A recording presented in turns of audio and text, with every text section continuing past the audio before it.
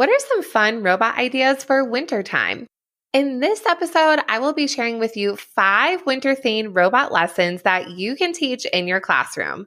These are lessons that I have taught with my students that they have absolutely loved, and I know that yours will too. Welcome to the Elementary STEM Coach Podcast, a show that'll help you with lesson ideas, systems, and actionable tips to apply to your classroom. I am your host, Naomi Meredith, a former classroom teacher turned current STEM teacher and coach. With over a decade of experience teaching and a master's degree in STEM leadership, I am here to coach you throughout the year to help you gain back more time to create innovative experiences for your students. Grab your earbuds and let's get started. Before we jump on in, not a whole lot of announcements today, but I have one very exciting one. So in 2023, I'm going to be hosting live virtual workshops, and I definitely don't want you to miss out on all the fun. So it will be a great time to learn and connect with other STEM teachers about various topics. And again, don't want you to miss out on that. So you can join the waitlist here and you'll be the first to know when they are open. You can join the waitlist at naomimeredith.com/workshop waitlist. All of the lessons that I'm going to be talking about in this episode, I used very specific robots and a variety of robots in my classroom. However, don't be so stuck on the robots that I'm going to be talking about for each of these lessons. You can definitely mix in whatever robots that you have on hand. For example, if I'm talking about the Sphero robot for a specific lesson, you don't necessarily have to use Sphero. So it can definitely work with whatever robots you have. Also, I'm just sharing with you a snapshot of how I taught these lessons. For 2nd through 5th grade, I went through the whole engineering design process throughout the week. So this wasn't a one-day challenge. You could, of course, modify it to be a one-day challenge. But we really went through all the stages of the engineering design process for each of these lessons, besides the kindergarten and first one that I will be sharing at the end. The one for kindergarten and 1st grade was for a STEM station, so it was one of many activities that we did throughout the week. So just keep that in mind when you're hearing about these lessons. They're way more involved than what I'm really talking about, but just wanted to give you an idea for winter theme robotics lessons that you can use, well, of course, during the winter time and help spark some creativity with all of these fun different themes. The first robot idea for wintertime is Sphero sleds. Like I said, don't get too caught up in the type of robot that I used. For this lesson, I was inspired by the Iditarod, and I'm not quite sure why I got inspired by it. But I was inspired by the Iditarod, and I'm so glad I picked this topic for this lesson because where I'm at in Colorado, most kids actually don't know what the Iditarod is. Now, once I started talking more about it, they had a little bit of background based on maybe some movies that they had seen, but overall, most kids had no idea what the Iditarod was. In general, if you can pick very obscure topics, that's going to really help with the engagement. So not only were kids engaged in the topic about the Iditarod, but they were also excited to code and integrate some engineering challenges as well. So a whole lot of things to be engaged in. So basically, the Iditarod is a dog sled race, a very famous one that takes place in Alaska in March. That's a basic snapshot for you. Look it up.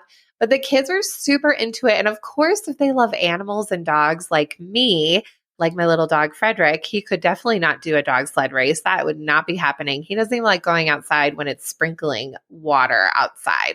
He will avoid sprinklers when we go on walks. So he would not be a Iditarod dog.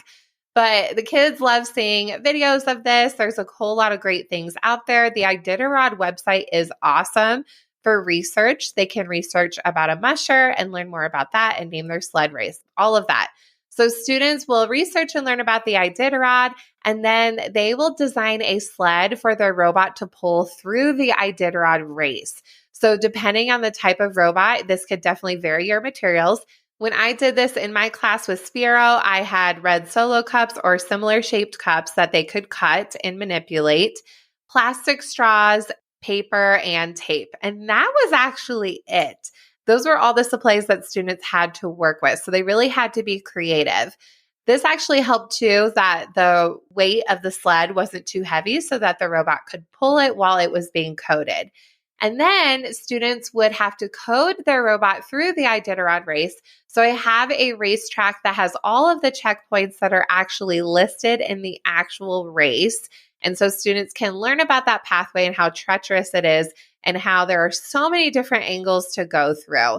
It's really fun too because depending on their sled design, it really changes of how the robot moves and how it affects the racetrack. This is a really fun challenge. The kids are super engaged and super excited, and then they get to learn about something that they may not have heard about before. The second robot idea for wintertime is Sphero Snowflakes. Again, use whatever robot you want. I did this lesson with fourth grade, and students will learn about different types of angles, lines, and symmetry. And this is really well represented in snowflakes. There's some awesome videos out there when it comes to the math behind snowflakes and how they have all these different things. And it really helps students build on that vocabulary when it comes to lines and angles and even how to measure angles. Depending on the type of robot that you have, you can even code that robot to go in certain angles, which is really helpful as well. Because we know this is a very hard math concept for students to grasp. So why not implement it within your STEM classroom? After students learn about the math behind snowflakes, they will create their own snowflake that will be taped onto the floor. And in my classroom, I have tiled floors. So I actually have pulled out sidewalk chalk, and the students will sketch out and measure their snowflake design on the floor. And they were going absolutely nuts that I let them draw on the floor. I'm like, it's just chalk. It's totally fine. So again, there's some engagement. But students would draw their snowflake design on the floor, and then they would cover it up using masking tape. And it's so much fun too because it looks like Buddy the Elf decorated your classroom for Christmas or the holidays. And so you have these fun snowflake designs for the week, and then students can pull them up when they are all finished. You could build your own snowflakes, but it's way more fun to have the kids build the snowflakes, and they get so creative with their designs. Now, if you get really strict with the snowflake design where it's not just a free build and you really have students measure using protractors and yardsticks, they can actually have a snowflake that is legit symmetrical, and they can have parts of their code where they can actually loop the code because there are identical lines and angles. So this, again, is a great application of their math skills and putting it in a concrete way. So this was so much fun for the kids, and it really differentiates itself based on their snowflake design and what they create. Getting overwhelmed with researching, planning, and teaching meaningful K-5 STEM lessons? It can be a lot of work, and I completely understand. When I walked into my brand new role at a brand new classroom with zero curriculum, over the years, I've been developing a K-5 STEM year-long plan that is rooted in standards, the engineering design process, and station rotations. In fact, don't just take it from me. Here's what other teachers are saying about these plans. Anne says, this was a very helpful resource for me as a new STEM teacher. I appreciate that I had activities for all grade levels. My students loved all of these lessons. Tara says, this resource is amazing. I love that these are challenges that have been tried in the classroom. One of the best things that I purchased. There are over 50 lessons already included in the bundle, and it's growing. Everything new that is added, lessons, and updates, you will always get for free when you purchase today. As a bonus, I included a free digital teacher plan book that is made specifically for K-5 STEM teachers who have a lot of classes and plans to manage every day. It's easy to edit and gives you enough blocks to write in, unlike most paper planners out there. Being a podcast listener, I am giving you an exclusive $30 off code for the entire K-5 STEM bundle. You can grab the bundle at naomimeredith.com/K5STEM and put in the code PODCASTK5 at checkout. The third robot idea for wintertime is Winter Games robot mapping. This is a lesson that I did with third grade, and we talked about the Winter Olympics and all the places that they have been located within a certain amount of time. We used Google Earth to explore all of these places and learn a little bit more about them and just some cool facts about the Winter Olympics in general. And students placed them on their map. Likewise, we realized that the most current winter games are all located above the equator, and we talked about the reasoning behind that. So this was a cool integration to actually expose students to Google Earth and noticing those tools and even practicing their mapping skills and where things are located on a world map. From there, students coded their Ozobot, their little tiny robot, to travel to each of the places where the Winter Games were held in order of when they were happened. And when the robot landed on that location on the map, then it had to perform an action. So this also helped too, where they had to code in chronological order. Some places they had to go backwards. So it really helped, again, really notice the pattern of where things are located in the world. If you did this with larger robots, you could use the same map template that I used, and you could blow it up even bigger. If you even Google ways to print a PDF on multiple pages, you could definitely do this. Print the map very ginormous, and then you could laminate it if you wanted to, and then use larger robots. So don't feel like limited where you can't use Ozobots. I know at the time of this recording, those are actually hard to get your hands on right now. So you can use a variety of different things as well. So it's just a really cool connection to think about the Winter Games, what they are, and where they are located in the world. The fourth robot idea for wintertime is winter animal migration robots. This one was for second grade, and we did mapping in a different way. We talked about different animals and the reasons why they might migrate and how there are a bunch of animals that decide to migrate during the winter time. Students were given articles about specific animals that migrate during the wintertime that I pre-researched and wrote articles for them and then shared in Seesaw and recorded my voice. So they had all of that information for them. They chose an animal out of that selection that they were most passionate about, and then they had to code their animal with the migration path that it takes during the wintertime on a specific map. So I had all of this created for them. They had the specific maps. They had an idea of the locations of where the animal migrated to, but then they actually had to create the path, and where it stopped at different locations, again, the robot had to perform an action. So this was super engaging for them. And we even made the little Ozobot, the robot, be the animal that was migrating. So I had little pictures that they could tape on the robot. And it was super fun for them to even record the robot in action again in Seesaw. I didn't mention this with the other ones, but I actually have students record a video of their robots in action with Seesaw. You could do it with Flipgrid or whatever you use. But this is a great way for students, and I have in air quotations, take their work home, because sometimes it's hard for kids to really talk about what they did in STEM class because we use such obscure things. So I highly recommend taking photos and videos of their work, so then it feels like that they are taking the work home. I say you're taking the work home by taking a picture. It doesn't always have to be a physical object. So it's just super fun for this winter animal migration project and all the other projects for them to share the learning with their families. And the final robot idea for wintertime is build a snowman robot coding.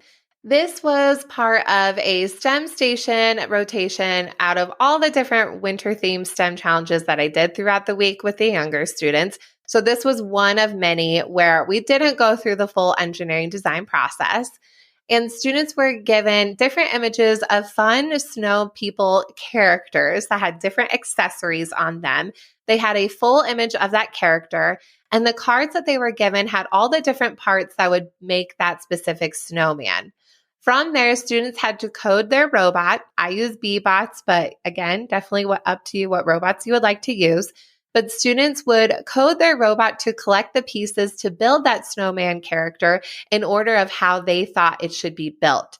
So this even included the round ball at the bottom of the snowman, the middle, if there was a middle. Would you put the eyes on first before the glasses, or would you not? So it really helped them with that sequential order of how things are being built. So it's almost like that reverse engineering where it actually is taken apart for them, and they have to think of what order would it be to build that snowman character. So super fun for them. They can definitely take turns. They can take the cards off the grid as soon as they collect them. You can even add in more snowman stories if you would like. But this was a really fun and engaging STEM station. It was quick, it was engaging, but there was plenty for the students to interact with. As a recap, here are the 5 robot ideas for wintertime that you can implement in your STEM classroom. First, we had Sphero sleds. Next are the Sphero snowflakes. Third are the winter games mapping, which I used Ozobots. Fourth, the winter animal migration, again with Ozobots. And fifth, build a snowman coding. I hope you enjoyed all of these different fun winter-themed robotic lessons. Of course, mix in the robots that work best for you, what you have on hand, and the age level of your students. If you're interested in grabbing all of these lessons and getting them in full detail, I have them all packaged together nicely in a bundle in my TPT shop, or you can even purchase the lessons individually based on the students and the needs that you have. But that way it will save you some time, and then you can see the engagement in your classroom that I saw in mine. Thank you so much for listening to today's episode of the Elementary STEM Coach Podcast. I would love to connect with you over on Instagram at NaomiMeredith_ or send me an email to elementarystemcoachpodcast@gmail.com. Also, make sure to check out my website, NaomiMeredith.com, to see all the show notes from today's episode and shop my K-5 STEM resources. Any questions you have, needs for resources, or ideas for episodes, get in touch. I'll talk to you soon.